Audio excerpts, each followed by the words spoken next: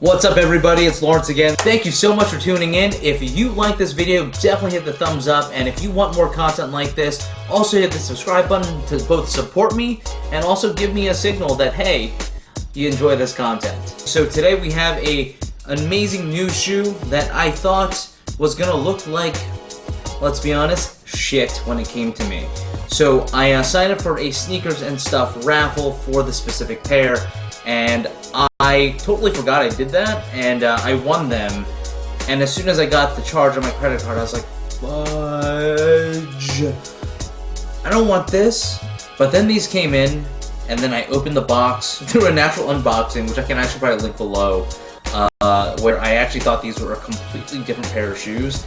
And I unboxed them, and I absolutely dreaded the decision to enter that raffle and eventually win this pair, until I put them on. Then I started walking around, and the entire infrastructure of this shoe is so interesting that it started growing on me pretty quickly. So without further ado, here is the Air Max 90 Mars Landing. I'm actually going to try to, I'm actually going to shut the light off, so I might be a little darker than usual, but give me 1 second so you can actually see what the upper looks like. And I'm back. So this is what the actual upper looks like when there's no light on them, and so I didn't like that when I first initially saw the shoe.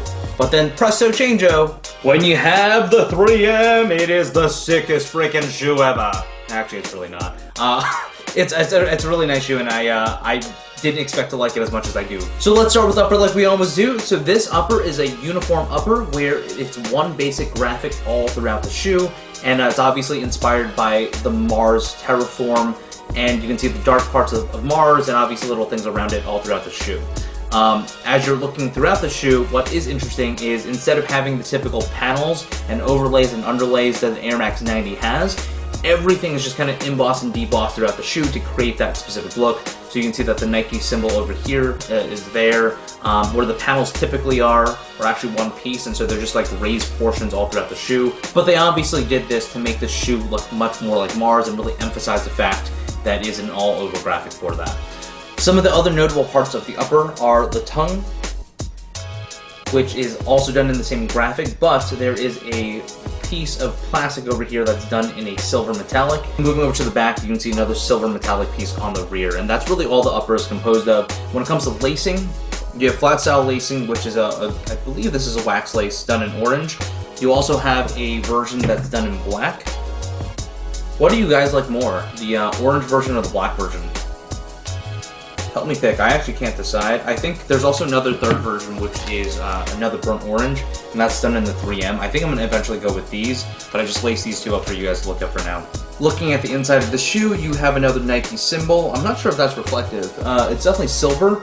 It might be reflective, actually, as I'm looking at it in the light, and there's obviously a Mars graphic on there as well.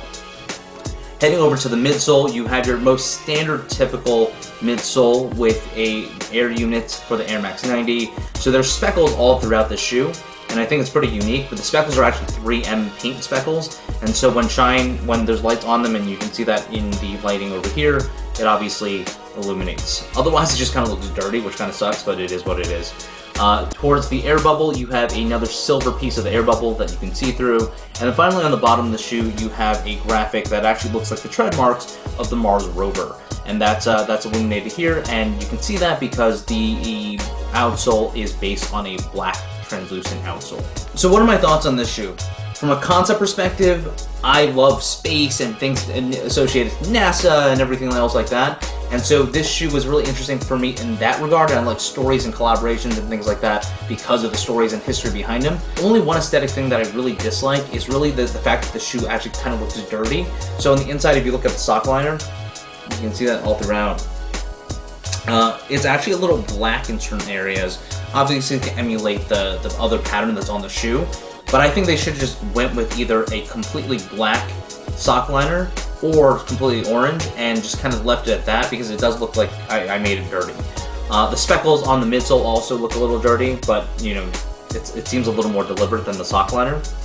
When it comes down to comfort, the upper is a little stiff when I first put it on, but I think within 15 to 20 minutes of wear, it became a lot looser, so that felt good pretty instantaneously. I expected it to be uncomfortable, but it's not too bad. The material is not bad at all. When it comes down to midsole comfort, it's a standard Air Max 90. It's a 29-year-old technology at this point. Don't expect much out of it. It's good enough, but you don't buy Air Max 90s anymore for the crazy comfort. In terms of sizing, I would definitely go true to size. This actually fit a lot better than a lot of my Air Max 90s. I feel like I'm in between sizes when it comes back to Air Maxes, and so the fact that this is a really, really good fit, both lengthwise as well as widthwise. And that's it, guys. If you have any other questions about the shoe, definitely let me know in the comments below.